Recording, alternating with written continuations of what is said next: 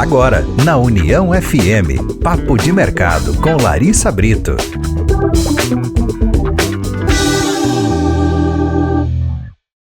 Muito boa noite, queridos ouvintes da 105.3. Estamos começando mais um Papo de Mercado. Sou Larissa Brito, te acompanho na próxima hora aqui nesse nosso encontro semanal, onde a gente sempre traz profissionais que fazem a diferença aqui na nossa região. E hoje a gente vai conversar sobre saúde, sobre inovação na saúde. Estou recebendo o Dr. Igor Volvax, cirurgião geral e coordenador de cirurgia robótica da Unimed Vale dos Sinos. Muito boa noite, doutor Igor. Tudo bem com o senhor? Tudo bem, Larissa. Um prazer estar aqui com vocês.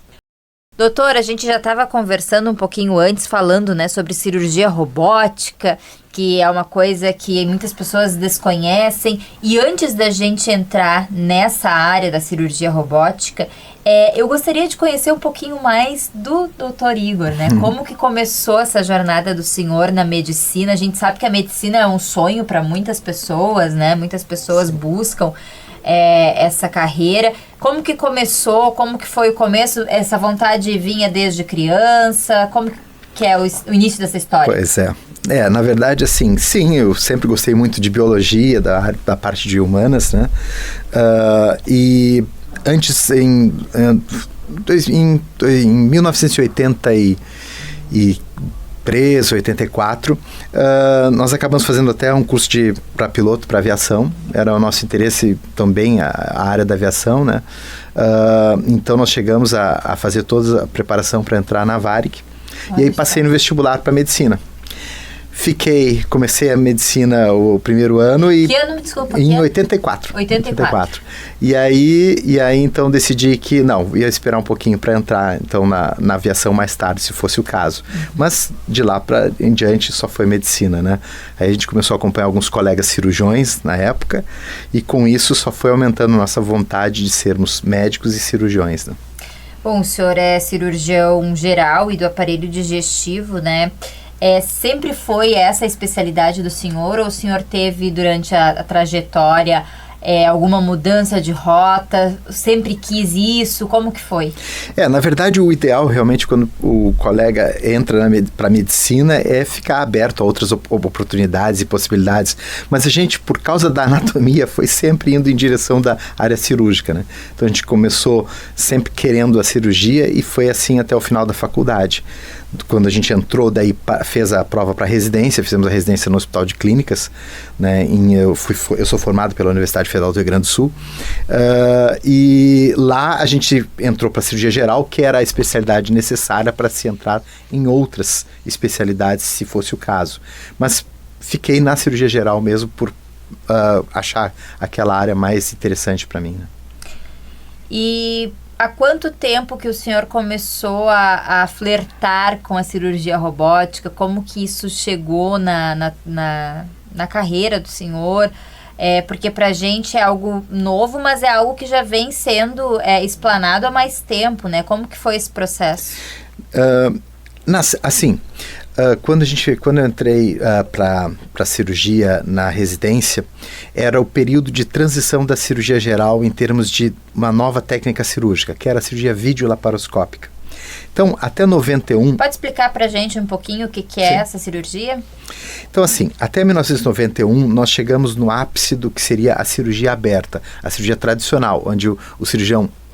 abre a cavidade abdominal através de um corte e executa todas as operações de forma manual, com as mãos. A partir de 91, se apresentou ao mundo inteiro uma revolução na parte da cirurgia, primeiro geral e depois das outras especialidades, que foi a cirurgia videolaparoscópica. Essa cirurgia ela era diferente porque não se fazia um corte para abrir o abdômen da pessoa, mas apenas pequenos furinhos, onde se colocavam instrumentos e uma câmera.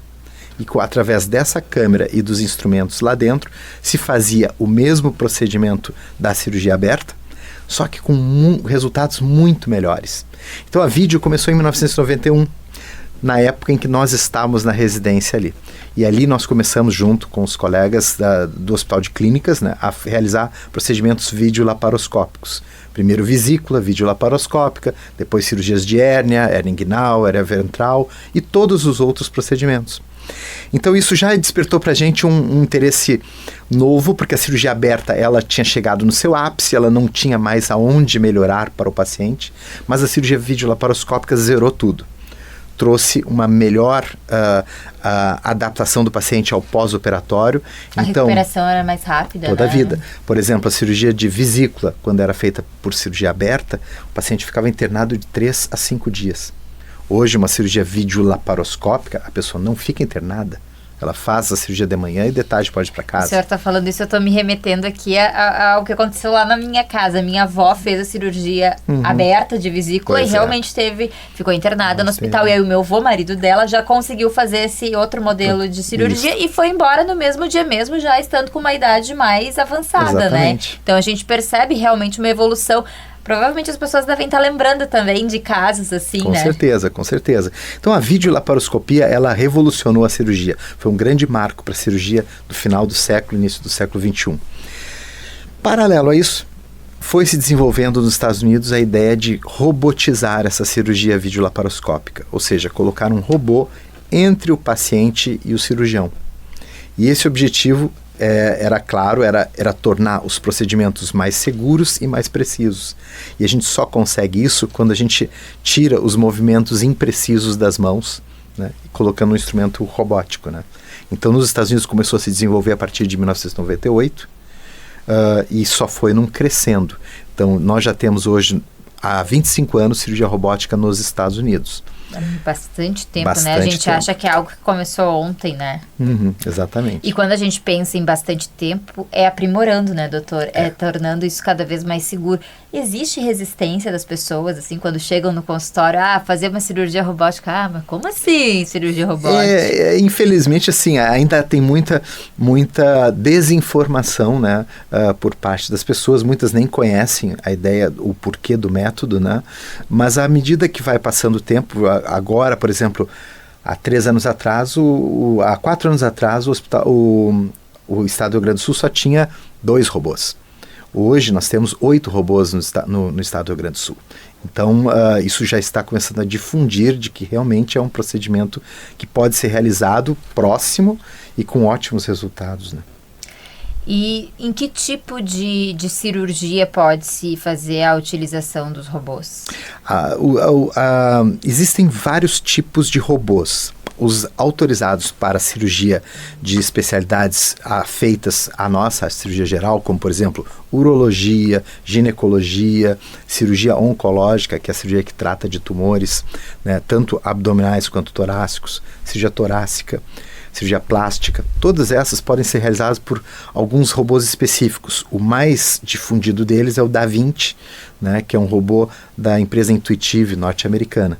Mas existem outros robôs que já estão sendo autorizados pela Anvisa, né, como o Versius e o da Microport, o Tumai. Como é que foi o processo de formação, certificação, para conseguir operar, por exemplo, através do Da Vinci, que é o robô que a Unimed tem aqui, né? Sim, sim. Porque esse robô, qual que é a vantagem deste robô? É que ele é um robô que é de uma empresa que já tem uma experiência de mais de 25 anos, produzindo robôs, aperfeiçoando eles. Então hoje nós temos um robô que é o chamado da 4ª geração, que é a geração recente do Da Vinci, que tem entrega uma precisão muito grande na manipulação, tem vários aspectos tecnológicos que são realmente revolucionários nesse robô, né? Só que o robô não opera sozinho, né? Ele é operado por um cirurgião. Então a primeira coisa que o cirurgião deve saber, deve ter a instrução e a formação para realizar os procedimentos que precisam ser feitos de todas as outras formas, aberta e videolaparoscópica, né? Quando então ele é formado e capacitado para isso, ele pode então participar de cursos de formação da capacitação básica para manipular o robô. Isso tem alguns cursos que são feitos, a Santa Casa é uma que faz. Aqui na Unimed Vale dos Sinos nós já estamos com curso de formação de colegas cirurgiões para capacitação para realizar cirurgia robótica, né? E com esses cursos são interessantes porque eles são cursos já montados em cima da plataforma robótica para trazer segurança nessa transformação do cirurgião de um cirurgião videolaparoscópico para um cirurgião também robótico. Como assim a segurança? Porque com a nossa tecnologia que nós hoje temos disponíveis, a gente consegue ver muito mais procedimentos cirúrgicos como são feitos do que se via no passado. Então, nós temos 18 milhões de procedimentos cirúrgicos operados por robô. E todos eles estão gravados. E todos eles podem ser estudados e apresentados aos colegas de cirurgiões, mostrando o que deve ser feito, como deve ser feito, o que deve ser evitado. Então, a pessoa faz um treinamento de visualização, de acompanhamento de procedimentos cirúrgicos por vídeo e por edição, faz um treinamento com a empresa na manipulação do robô propriamente dito e faz um treinamento de acompanhamento de cirurgias robóticas com quem já faz cirurgia robótica. Então, o cirurgião que está habilitado a fazer uma cirurgia robótica, ele já passou por todas essas etapas, inclusive de simulador. Então, o robô traz uma novidade para a gente. Antes, a gente aprendia cirurgia apenas acompanhando os casos de outros colegas. Hoje, a gente pode treinar cirurgias em ambientes simulados de computador e que nos propiciam a ter uma precisão muito maior quando a gente vai para o caso real, né? O senhor comentou que já são 8 robôs no Rio Grande do Sul, né? A demanda de profissionais, ela está acompanhando essa demanda? Existe bastante procura por se especializar nessa área? O senhor também é instrutor, né, nesse Sim. segmento. Como que o senhor avalia, assim, no mercado profissional, essa necessidade, essa nova demanda, tanto por parte, né, que, como o senhor disse, em pouco tempo já se tem vários robôs Sim. no estado, mas ainda existe a possibilidade de se ter muito mais, né? Existem profissionais capacitados, eles estão procurando essa especialização? Sim, é verdade. O que tem acontecido é que a pressão, de uma maneira geral, das sociedades médicas tem sido de uma atualização para esse procedimento robótico. Então, da década de 20 em diante, houve um aumento expressivo das cirurgias robóticas e isso chama a atenção dos colegas, que ainda não sabem, da necessidade deles fazerem essa capacitação para poderem também oferecer aos seus pacientes esses benefícios, né?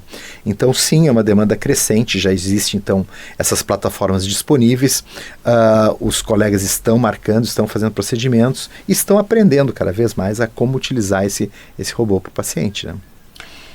E como que funciona, como que é ser, assim, coordenador de uma das inovadoras aqui na região, né, que é a Unimed Vale dos Sinos? Como que é ser esse coordenador da cirurgia robótica, dessa tecnologia toda, os desafios que o senhor enfrenta? Pois é que assim, o Hospital da Unimed Vale dos Sinos é um hospital excelente, foi construído há muito pouco tempo, mas já é um marco na região pelo que ele entrega, né? Então ele tem um hospital de acreditação ONA, de nível ouro, ou seja, tem todos os processos padronizados, como é preconizado nas melhores instituições de saúde, e também conta com os equipamentos de última geração, tanto em UTI, hemodinâmica, radioimagem, ou seja, é uma solução completa, ele entrega uma solução completa para que as pessoas que estão aqui na região não precisem se deslocar para outros locais, ou para a capital, ou para São Paulo, ou para outras instituições. Isso é interessante. E nessa linha é que a Unimed decidiu investir, então, na colocação de robô. Nós temos hoje 2 robôs, um robô que é o Da Vinci X, e temos que serve a essas especialidades que eu te falei, várias delas, urologia, cirurgia geral, cirurgia ginecológica, oncológica, mas também temos um robô ortopédico também, para a realização de cirurgias de joelho e mais adiante ainda quadril também. Desculpa a minha falta de conhecimento, mas eu até gostaria de entender, essas cirurgias robóticas, elas podem ser feitas em casos mais simples, digamos assim, ou também mais complexas? Qual é o nível de complexidade que é possível operar através do robô? Na realidade, a cirurgia robótica ela pode ser feita em qualquer nível de complexidade. Pode ser da cirurgia mais simples, como uma apendicite, até a cirurgia mais complexa, como a retirada de lesões em órgãos vitais, né? Então, muito depende da indicação do que o colega médico vê junto ao paciente sobre qual a real necessidade e pode-se fazer. Tem serviços, por exemplo, dos Estados Unidos que praticamente só fazem robótica, quase não fazem mais nem videolaparoscopia, né? A gente vê, por exemplo, que essa evolução está sendo rápida no exterior e acho que por isso também o Brasil agora está acompanhando de forma mais rápida. O Brasil hoje já tem mais de 130 robôs no país, são mais de 7 mil instituições de saúde. Então, dessas 7 mil instituições, 130 têm robô. Nós estamos, felizmente, entre as que têm, né? Mas ainda tem bastante espaço para avançar, né, doutor? Muito. É que agora, claro, a produção do robô, o robô é um equipamento sofisticado e caro. E por isso a sua produção é cara e lenta. À medida que se produz mais com o aspecto de, por exemplo, a China, que está agora produzindo muitos robôs, e o Japão também, então é possível que agora a gente passe a ter mais volume de robôs nas outras instituições também, né? E existe alguma diferença fundamental, assim, entre o trabalho feito pelo cirurgião tradicional, convencional, e o robótico? Pois é, a cirurgia robótica ela impõe algumas necessidades de passos a serem percorridos, o que traz uma segurança extra nos procedimentos. A gente nota que sim, existe uma melhor recuperação, uma recuperação mais rápida para o paciente, mais conforto no pós-operatório, mas fundamentalmente é na qualidade da técnica que foi executada é que a gente vê a principal diferença, né? E quais foram, assim, os principais desafios de adaptação, né, dessa nova tecnologia, enfim, porque ela, embora vocês já estejam ali há um pouquinho mais de tempo, é muito recente, né? Quais os principais desafios dessa adaptação toda? Eu acho que a principal, assim, nós temos algumas linhas que a gente deve seguir, né, para acompanharmos o que está sendo evoluído no mundo, tá? Então, assim, o mundo está evoluindo na cirurgia robótica porque a cirurgia robótica vai trazer outras oportunidades de melhoria para o paciente. A cirurgia robótica, quando associada a uma inteligência artificial, por exemplo, reduz em muito o risco e aumenta em muito a segurança dos procedimentos. E é para isso que está indo no exterior. E é por isso que nós aqui temos que acompanhar junto isso, né? Mas assim, uma das principais desafios seria divulgar e informar as pessoas da existência desse tipo de procedimento. Porque, infelizmente, claro, a informação ainda ela é limitada, então muitos pacientes não sabem de que existe esse recurso disponível mesmo para casos mais difíceis e que pode fazer toda a diferença no resultado final, né? E o senhor traz a questão da inteligência artificial, mas é bom destacar, né, doutor, que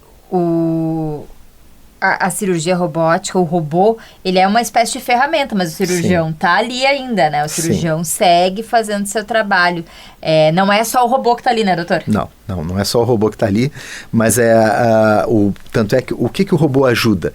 Imagina o seguinte, que a gente consegue aumentar, ter uma magnificação para dentro da cavidade que chega às 20 vezes o tamanho do que é a estrutura, uma proximidade de manipulação de 2, 3 centímetros dela, sem tremor, né, e com a precisão de poder identificar cada estrutura e vaso antes de poder seccionar. Então, torna a cirurgia mais exângue, ou seja, sem sangramento, sem surpresas, e por isso da precisão, né?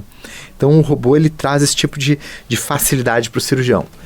Agora, o que já estão chegando nos robôs mais novos é a inteligência artificial, que ainda nos permite que nós identifiquemos, em comunicação com os exames de imagem que a gente faz do paciente antes, então uma tomografia, uma ressonância, as estruturas todas, mesmo que escondidas. E nos facilite a que nós, olhando para a situação real, a gente consiga identificar, não, aqui tem esse vaso passando, não, aqui tem esse nervo passando.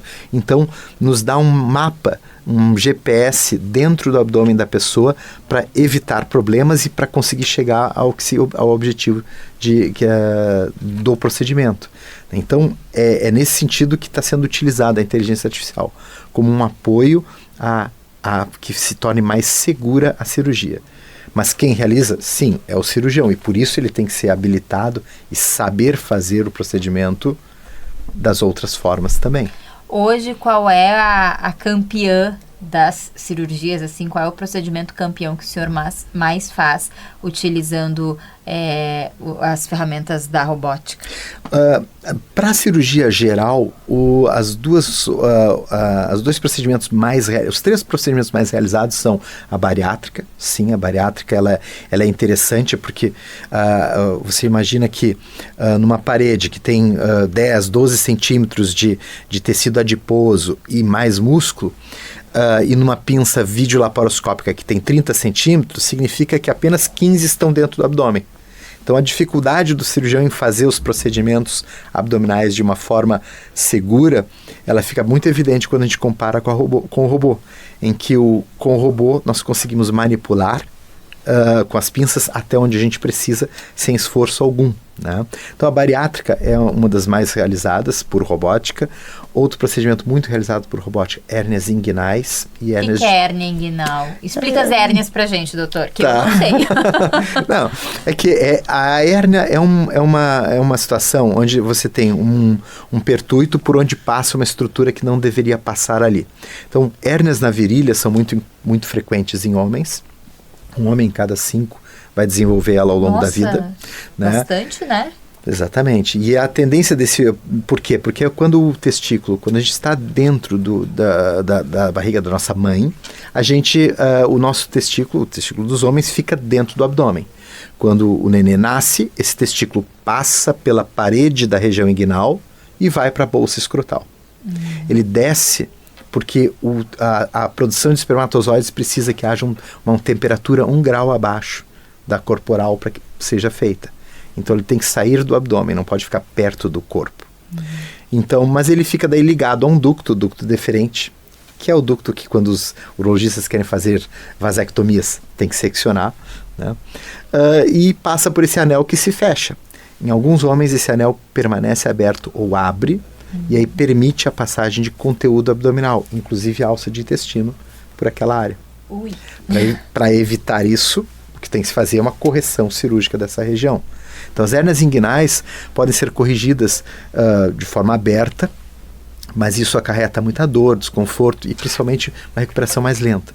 Já na correção robótica, habitualmente o paciente opera e tem alta no mesmo dia, caminhando, subindo escada, dirigindo com 24 horas e carregando peso com 5 dias. Dirigindo com 24 horas Sim. E carregando peso com 20. E sem cicatrizes no abdômen, né? Então, sem ter aquele desconforto da cicatriz, que é uma coisa Sim, que é uma coisa... E na recuperação, chato. né, também é uma coisa complicada. Sim. E quais outras hérnias ali, o senhor falou? A hérnia inguinal, sim, que é uma das mais frequentes. Isso. As hérnias ventrais, então hérnias de parede abdominal anterior por cortes prévios, ou pacientes que tiveram hérnias que protuíram para o abdômen. Né? Aquela hérnia de umbigo? Também. A umbilical é uma delas, mas não é a única. Existem hérnias ventrais por incisão. Então, quando se corta um abdômen por alguma cirurgia, ele fica mais fraco e permite o aparecimento de uma hérnia. Né? Ou em diastases, ou seja, separação da musculatura do centro, principalmente pós-gestação. Sabe? Então, pacientes jovens, hoje em dia, para nossa sorte, sim, as mulheres estão mais atentas à atividade física, à manutenção do corpo, ao retorno ao peso correto depois da gestação. Isso tudo é muito bom para a saúde delas. Mas a musculatura, por causa da gestação, pode ficar afastada. Então, nesse sentido, pode-se fazer uma correção robótica para aproximar essa musculatura toda. Se necessário, eventualmente alguma lipo junto, para que aí o cirurgião plástico entra para fazer algum reparo extra, mas isso acaba reduzindo a necessidade de fazer abdominoplastias, ou seja, cirurgias com corte na região da linha do biquíni. E uma recuperação também bem mais delicada, né? Exatamente. Então, a pessoa não pode fazer força por 30 dias. Quando se faz uma cirurgia robótica de aproximação da diastase dos retos, em princípio, com 10 dias a pessoa pode voltar à musculação. Né? Nossa, super rápido. Então, porque a correção ela é feita de uma maneira que permite isso, né? Então, as hérnias, de uma maneira geral, de parede, são muito bem tratadas quando são tratadas por cirurgia robótica, né? Perfeito, doutor. O senhor já deu uma aula aqui no nosso primeiro bloco. Lembrando que a gente está conversando com o Dr. Igor Volvax, que é cirurgião geral e coordenador de cirurgia robótica da Unimed Vale dos Sinos. Agora a gente vai para o intervalo rapidinho e na volta tem mais Papo de Mercado. Na União FM, Papo de Mercado, com Larissa Brito.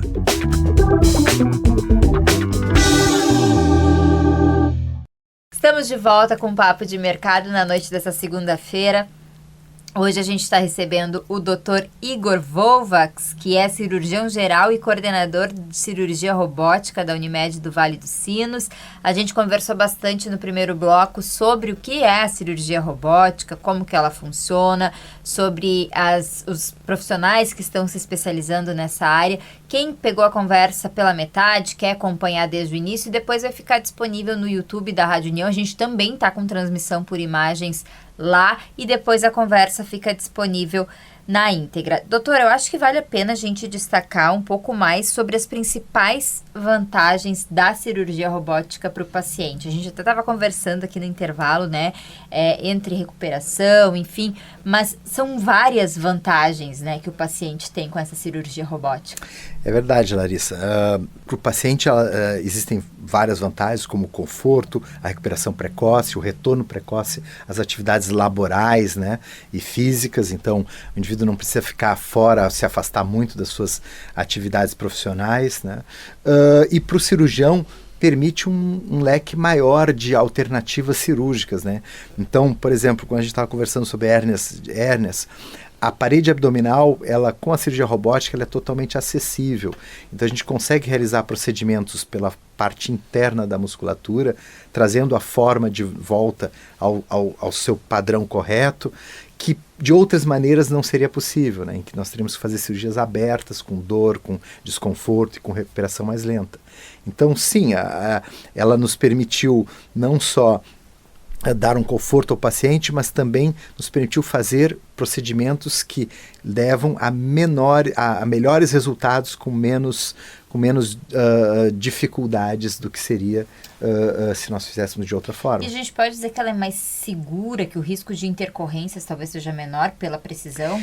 Isso, assim, é verdade em alguns procedimentos, em outros procedimentos ainda está em investigação, porque a questão toda é que a cirurgia, os estudos em cirurgia, eles são dados a muitos vieses, ou seja, é muito difícil você parear grupos, pacientes diferentes, cirurgiões diferentes, centros de referência diferentes, com técnicas próprias. Então, para parear tudo isso e poder comparar o que é melhor do que é pior, é bem difícil do ponto de vista de medicina baseada em evidência. Mas já existem bons trabalhos mostrando algumas coisas. Por exemplo, em cirurgia urológica, a prostatectomia robótica, ela é muito melhor no que tange a menor risco de impotência, menor risco de incontinência urinária, uma recuperação mais rápida, menos sangramento. Isso já está bem documentado. Tanto é que nos Estados Unidos, por exemplo, hoje, em 2024, 92% das cirurgias de próstata nos Estados Unidos são por robô. Olha só. 6% por vídeo e menos de 2% aberta. Por exemplo, em 2024, as cirurgias bariátricas nos Estados Unidos, mais da metade das cirurgias bariátricas nos Estados Unidos foram feitas por robótica. Então a robótica ultrapassou a videolaparoscopia como o método de eleição para se realizar um procedimento bariátrico já nos Estados Unidos. Fora outros procedimentos também, né? Mas então, assim, nós temos vários grupos de especialidades que já demonstram benefícios reais, né? Mas o que se percebe realmente quando o cirurgião passa da sua técnica videolaparoscópica para a robótica, ele passa porque fundamentalmente se convence no primeiro procedimento de que é melhor. Então, o jeito como os cirurgiões, nós que participamos de cursos e ensinamos os colegas a realizar esse procedimento, a gente observa neles a empolgação de ver que é diferente, é mais preciso, é mais seguro, eles podem fazer melhor. Então, quando a gente consegue expandir a capacidade da pessoa de executar melhor um trabalho, isso a gente consegue observar nos olhos da pessoa. Não precisa nem ter um trabalho científico para dizer que, olha, eu acho que vale a pena, porque isso acontece, né? E ela é mais rápida, a execução dela é mais rápida do que por vídeo ou do que a cirurgia aberta, normal, ou ela leva mais ou menos o mesmo tempo para ser feita? Depende da técnica, depende do procedimento e de qual tipo de procedimento que está se fazendo. Por exemplo, os procedimentos têm que ser feitos, a primeira coisa que tem que se fazer num procedimento cirúrgico é que ele seja seguro. Né? Então ele tem que ser seguro, depois ele tem que ser mais rápido possível e depois, por fim, sim, mais em conta. Então sempre se leva essas três coisas, esses três itens em consideração. O primeiro de todo é que tem que ser feito de forma segura. E a segurança é em primeiro lugar. Depois vem o tempo, então alguns procedimentos conseguem ser mais rápidos, sim. Né? Então, por exemplo, um sleeve robótico hoje consegue ser mais rápido que um sleeve videolaparoscópico. O que é um sleeve? Sleeve é uma cirurgia, uma gastrectomia vertical, uma das cirurgias bariátricas que é mais realizadas nos Estados Unidos. Então, uma média de tempo cirúrgico de um sleeve robótico é em torno de 20, 25 minutos. Num sleeve videolaparoscópico, 30, 35 minutos. Não, do ponto de vista prático, isso pouco interessa, 10, impacta, 15 né? minutos para um lado ou para o outro. O que interessa é como foi feito e a segurança como foi feito e também o conforto no pós-operatório. Né? A gente tem falado bastante aqui sobre cirurgias abdominais, né? Mas é possível, por exemplo, fazer uma cirurgia no cérebro com robô, ou fazer uma cirurgia na coluna, ou enfim, essas que a gente tem, ou no coração, como mais delicadas, né? Sim. É possível? Sim, na realidade tudo depende de se ter os robôs certos para isso, né? Por exemplo, eu estou indo agora na França, no SRS, que é o Congresso Mundial de Cirurgia Robótica, multiespecialidades. Vai acontecer lá em Estrasburgo agora, 16 a 20 de julho. E lá a gente tem a oportunidade de ver uma grande parte dos robôs que estão sendo utilizados e apresentados ao mundo. Né? Então, por exemplo, nesse congresso terão 68 tipos de robôs para se observar e acompanhar e experimentar e eventualmente trazer para o seu serviço.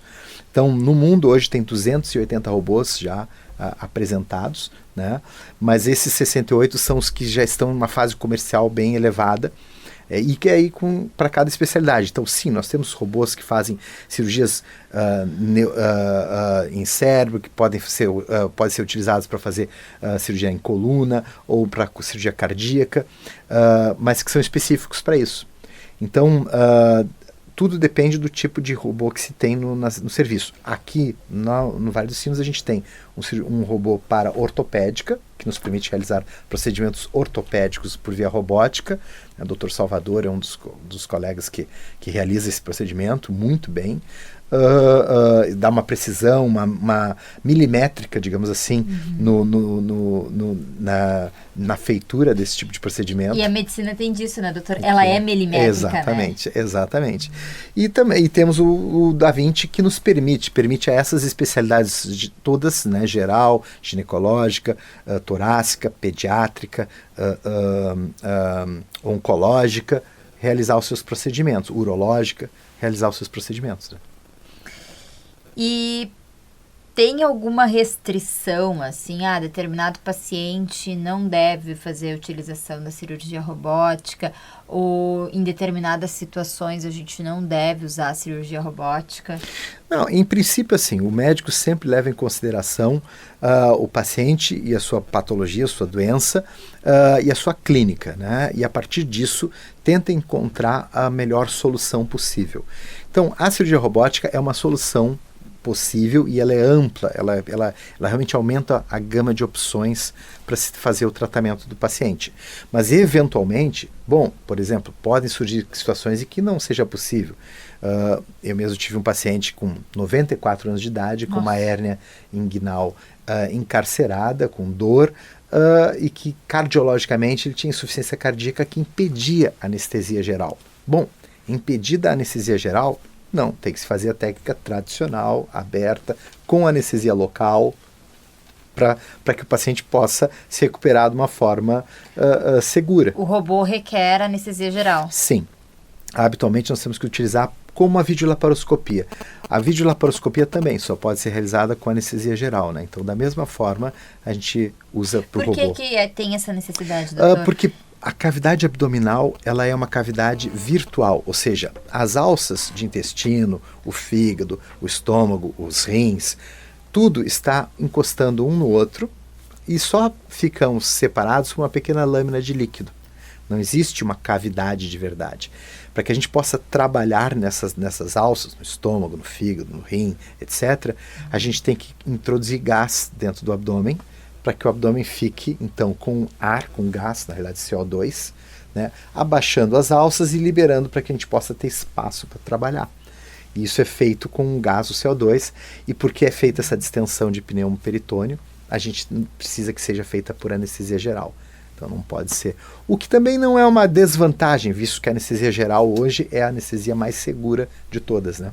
Ela ultrapassa em termos de segurança, tanto por causa dos equipamentos, do controle que os anestesistas têm hoje e das medicações que existem hoje para cada caso específico de pessoa. Então hoje nós não temos uma anestesia única para todo mundo. Não, nós temos anestesia conforme a tua necessidade, absolutamente. E por isso ela acaba sendo precisa e segura. Porque as pessoas têm bastante medo da anestesia geral, né? Mas em princípio, a anestesia geral hoje ela é mais segura do que a anestesia local. Então ela tem menos chance de ter complicações relacionadas à anestesia geral do que um paciente que faça uma anestesia local para retirada de uma pequena lesão de pele, por exemplo. Nossa, é surpreendente, né? Porque a gente vai criando alguns estigmas, né? Mitos de que a anestesia geral é infinitamente mais perigosa, enfim.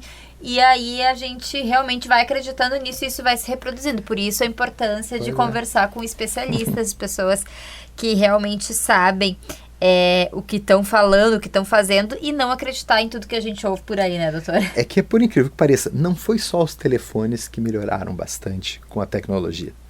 Então, se for pensar assim, não, peraí, o meu telefone celular, olha o que é o meu telefone celular hoje. Em 20 anos, a gente tem um telefone celular que tem uma capacidade computacional muito superior a laptops. Com 1 terabyte de memória, com não sei o que de gigahertz, com processamento de dados. Então, essa evolução tecnológica, ela não ocorreu só para coisas boas como o telefone ou a televisão que ficou fininha, ou mesmo o rádio, ou a percepção, ou a transmissão das ondas de rádio. Não foi só para isso que ela melhorou muito a capacidade de poder acompanhar o que está acontecendo com o paciente. Então a monitorização que o anestesista tem hoje disponível do ponto de vista cardíaco, do ponto de vista de consciência, do ponto de vista de relaxamento muscular, é absolutamente precisa. Ela é no milímetro mesmo. E por isso que se torna seguro. A gente não se dá nenhuma gota de nenhum remédio a mais do que o necessário para que o paciente tenha um melhor resultado. E por isso que eles normalmente acordam, acabou a cirurgia, acabou a anestesia, o paciente já sai acordado, passando sozinho para sua cama. Não precisa de ninguém para levá-lo para lugar nenhum, por conta disso, dessa precisão, né? E falando um pouquinho assim da questão do mercado de trabalho, né, para os médicos, porque hoje a gente vê muitos profissionais se sentindo ameaçados pela inteligência artificial em diversos segmentos, né? Como que o senhor avalia isso? Porque eu, particularmente, acho que às vezes a gente precisa entender que essas ferramentas, elas são para nos ajudar, nos auxiliar, para desenvolver um trabalho melhor, né? Como que o senhor avalia isso na medicina? Porque quando a gente fala nessa questão de inteligência artificial, as pessoas dizem, quero ver a inteligência artificial operando alguém, né? Mas é possível, o senhor mesmo já disse que ela pode auxiliar, claro que o papel do cirurgião sempre vai existir, vai estar ali, mas dá para otimizar recursos, tempo, né, através disso. Como que o senhor avalia isso? A tecnologia, assim, ela não tem um local que ela possa dizer que ali vai parar. O que ela vai encontrando caminhos, né, do que é o melhor. Hoje, por exemplo, o Da Vinci hoje, quando eu comecei com a cirurgia robótica, uma das coisas que nos falta às vezes é a capacidade com as pinças de sentir. A gente perde essa capacidade. A gente melhora muitas outras, como a visão, como a destreza, como a precisão, mas perde a capacidade de tocar, de toque. Bom, pois bem, hoje nós temos uma capacidade computacional tão grande que ela consegue transformar tudo que a gente tem de sensação. Então, a sensação de toque é uma sensação possível de ser traduzida numa equação matemática. E por isso, por exemplo, o da 25, que foi lançado nos Estados Unidos, deve chegar aqui em 27, já tem sensação tátil. Então você coloca, você está operando o paciente, ou, na realidade você está olhando para um visor e colocando as mãos numas pequenas argolas, que são as manoplas, e mexendo uma pinça que está dentro do paciente. Só que você está pegando o intestino lá e está sentindo aqui. Então você consegue sentir como se estivesse pegando lá, da mesma forma. Isso já é possível com a tecnologia atual. Então, é claro que isso está se desenvolvendo e acho que sim. Acho que não é uma questão de mercado de trabalho, acho que é uma questão que hoje a tecnologia permite que muitas profissões sejam mais tranquilas, mais fáceis ou que possam ser modificadas, como aconteceu quando se andava a cavalo, depois foi para o automóvel, da mesma forma, né? A inteligência artificial na medicina, na parte da cirurgia, ela está associada à ideia de primeiro, dar mais segurança ao procedimento. Então, ela vai nos ajudar com o acompanhamento que ela tem dos exames de imagem prévios do paciente, a impedir que a gente entre em lugares de risco. E só entre nos locais mais seguros.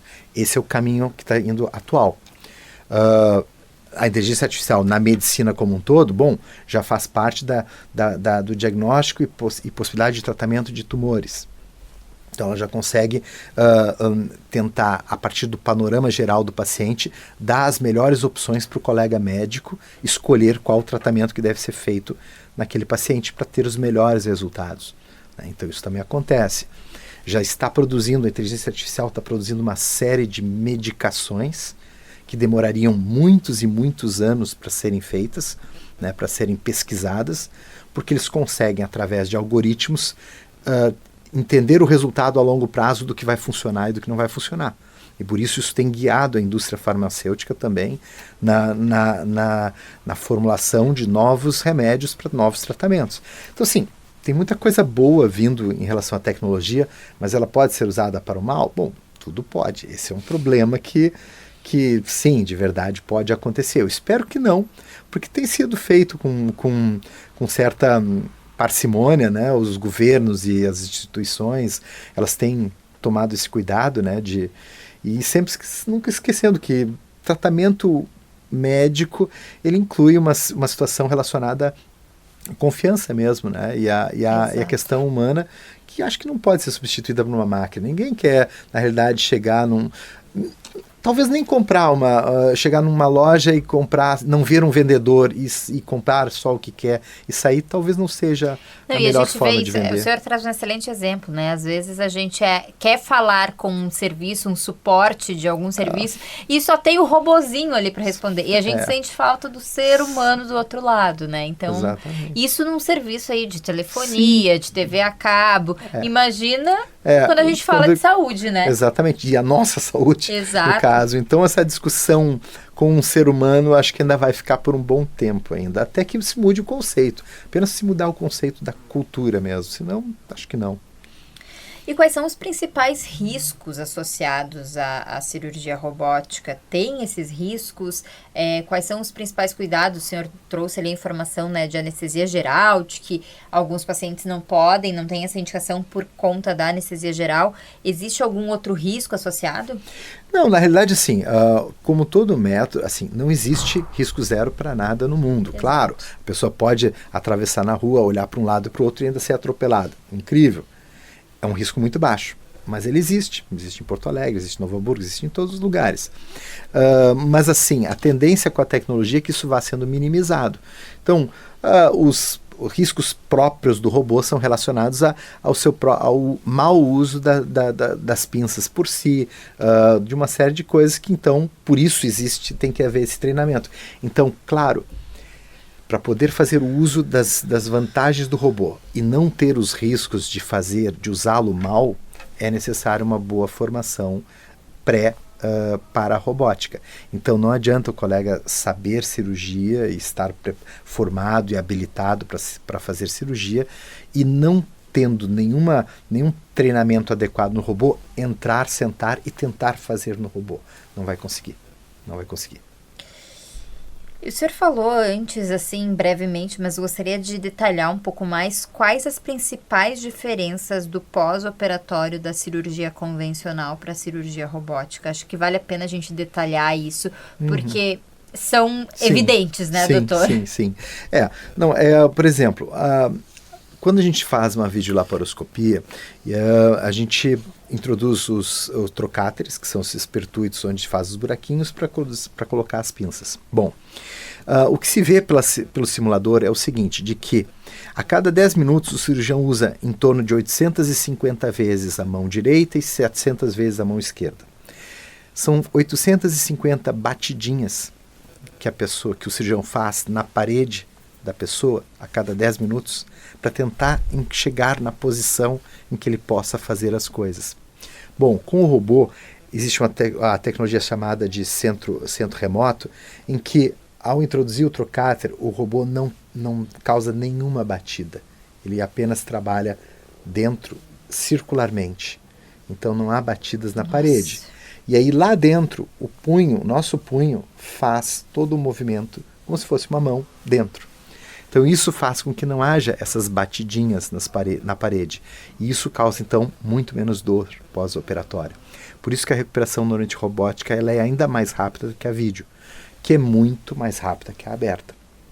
Então, na escala evolutiva das técnicas, sim, a cirurgia robótica acaba tendo essa vantagem extra de ser menos dolente ainda do que a vídeo, de uma maneira geral.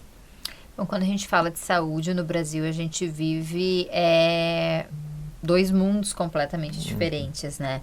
A gente tem aí os hospitais privados, da rede privada, né? Os hospitais que, para quem tem um plano de saúde ou que paga pela cirurgia, a gente tem os hospitais públicos. E eu queria entender do senhor, que conhece tão bem esse assunto, né? Todos os hospitais estão preparados para ter esse tipo de tecnologia? No sistema público de saúde, por exemplo, o que se precisa avançar para conseguir ter esse tipo de ferramenta também? Claro, tudo são propostas da gestão, né, da saúde. Então, o gestor ele deve estar atento às tecnologias e tentar ofertar aos pacientes o que seja mais necessário a eles, né? O primeiro robô aqui no Rio Grande do Sul foi do Hospital de Clínicas de Porto Alegre, instituição pública, em 2013. Né? Lógico, agora o programa parou, aparentemente. Vamos ver se eles vão mudar o robô, porque o robô que eles tinham saiu de linha, né? Então, isso é uma possibilidade. Mas sim, de uma maneira geral, seria interessante sim que o setor público também avançasse nessa questão e até para auxiliar na formação. Existem alguns hospitais públicos militares, por exemplo, que têm robôs na Marinha do Rio de Janeiro, né, das Forças Armadas, etc., e que já fornecem formação para colegas que fazem a sua formação militar, já acompanhem, já fazem a sua formação também na robótica. Mas a tendência é que isso vá se expandir à medida que os custos baixarem. Então, a produção, por exemplo... É muito caro hoje ter um robô desses. É caro, né? O robô é caro, mas, por exemplo, a China é um país que está investindo muito nisso. Eles estimam 10 milhões de cirurgias robóticas em 2027 na China. Então, eles estão trabalhando muito nisso. Então, os robôs que eles estão fazendo são robôs que aparentemente têm um custo muito menor, e também com instrumentos muito mais em conta, sendo até descartáveis, de uso único, e com isso barateando o custo. Então é provável que nos próximos anos a gente veja, nos próximos 2, 3, 4 anos, a gente veja um movimento de entrada de muitos robôs muito bons, tão bons quanto o da Intuitive, o americano, da Da-Vinci, né, a preços mais acessíveis, o que vai tornar as cirurgias mais acessíveis, e provavelmente o SUS vai poder, inclusive, fornecer esse tipo de procedimento aos pacientes também pelo Sistema Único. Porque todo mundo ganha, né, doutor? É uma recuperação mais tranquila, é um pós-operatório mais seguro, enfim, todo mundo ganha. E esse tipo de ferramenta tem precisa de uma atualização constante por conta do profissional, né? Como que funciona isso?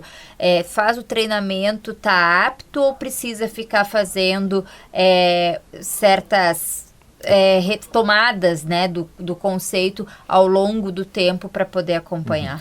Normalmente se faz um treinamento, terminado esse treinamento, o cirurgião começa a operar acompanhado de um cirurgião que já é proctor, que já tem a habilitação para ensinar a fazer cirurgia robótica. Depois dessa fase em que ele já está apto, ele se torna apto a poder realizar sozinho, junto com os cirurgiões que trabalham da equipe dele, os procedimentos, mas ele sempre pode voltar. Uma das coisas bacanas do robô é que ele sempre permite que a gente volte ao simulador e faça retreinamentos quando a gente achar necessário. Então é muito comum a gente... no meio da semana, não tem nenhuma cirurgia, nada, então eu vou ali fazer um treinamento no simulador. E com isso, a cada hora simulada, é como se equivale a fosse 10 ou 15 horas de cirurgia propriamente dita. Então tu ganha experiência retreinando no simulador, né?